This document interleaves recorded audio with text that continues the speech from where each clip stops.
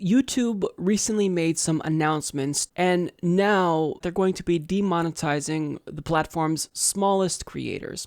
So according to Julia Alexander of Polygon, YouTube's new rules state that creators must now accrue 4,000 hours of watch time over the course of 12 months and reach 1,000 subscribers to join YouTube's partner program and qualify for monetization. This is a big change from the company's previous rules put in place last year that allowed any channel with 10,000 views to apply for the partner program. The change will allow for fewer competition among creators applying for monetization, as the rules are designed to restrict the number of those eligible for advertising on their channel. For those who post 4 or 5 videos a week, accruing that much channel view time and subscribers shouldn't be too difficult based on the company's findings. So they made this announcement and they received a lot of backlash. There were a lot of smaller creators that spoke up, and they released this statement in response. Our recent changes to the YouTube Partner Program are designed to curb bad actors, stabilize creator revenue, and provide greater assurances to advertisers around where their ads are placed.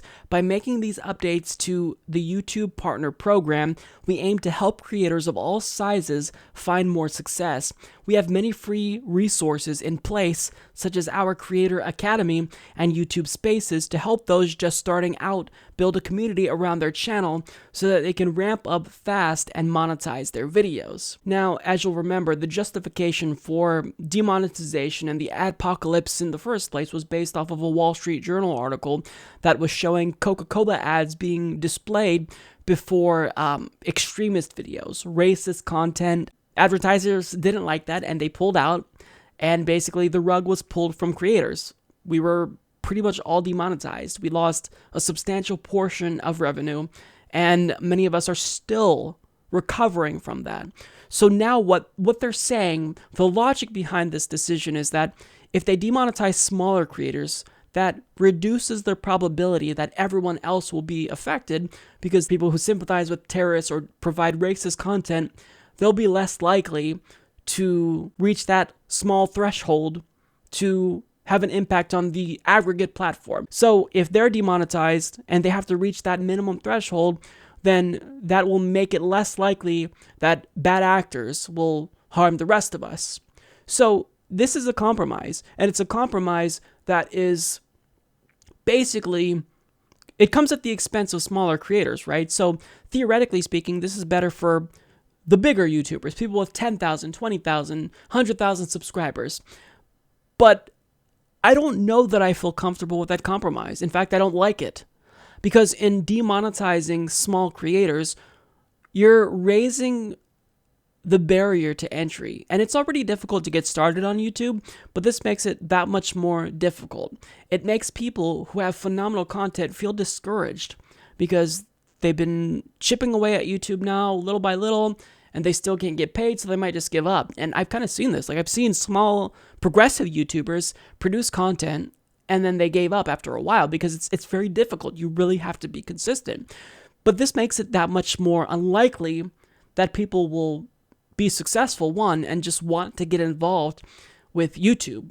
And I don't necessarily, I'm not concerned with aggregate YouTube, although I do support small creators in general, but I really care about the importance of independent media. We need people who do the job that the mainstream media is refusing to do. There's a demand for independent news, and this makes that demand much more difficult to be filled.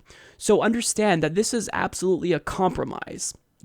People like myself should theoretically support this move because, I don't want small bad actors to ruin it for all of us, which is pretty much what happened last time. But at the same time, in eliminating smaller bad actors from the equation, you penalize people who don't deserve to be penalized, who produce phenomenal content. So this is really disheartening. I know a lot of people who are starting out on YouTube are going to be discouraged, but this just really increases the necessity for crowdfunding. If you are getting into YouTube right now, the one piece of advice that I can offer is that hit the ground running with Patreon. Because without that, you're just not going to be able to make a living. So if you see someone that's small and you really feel confident about their ability to produce progressive news, or even not just progressive news, someone who you like on YouTube, then really consider supporting them on Patreon, even if it's just $1, because this is that much more difficult now for people to get started.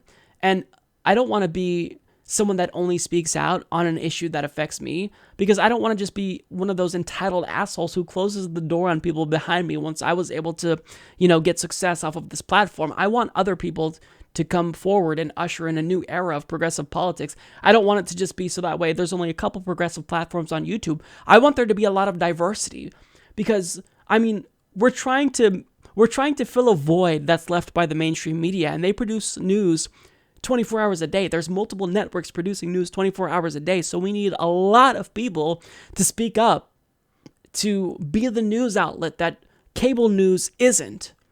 And this makes it that much more unlikely. So overall, this is really discouraging.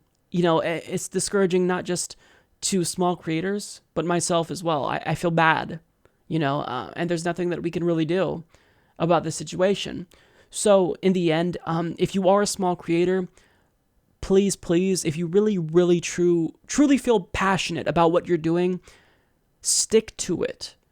I produced so many videos when I got started that went nowhere, that I was really proud of, that I wanted to share, but that got like 100 views.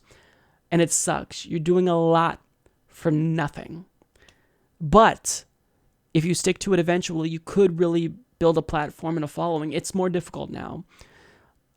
And, it doesn't seem like that's going to change. But again, you have to get involved with this because you really, truly feel strongly about it. And I think if you stick to it, you can still be successful. But in the end, I'm disappointed that YouTube is making it more difficult for people to be successful on this platform.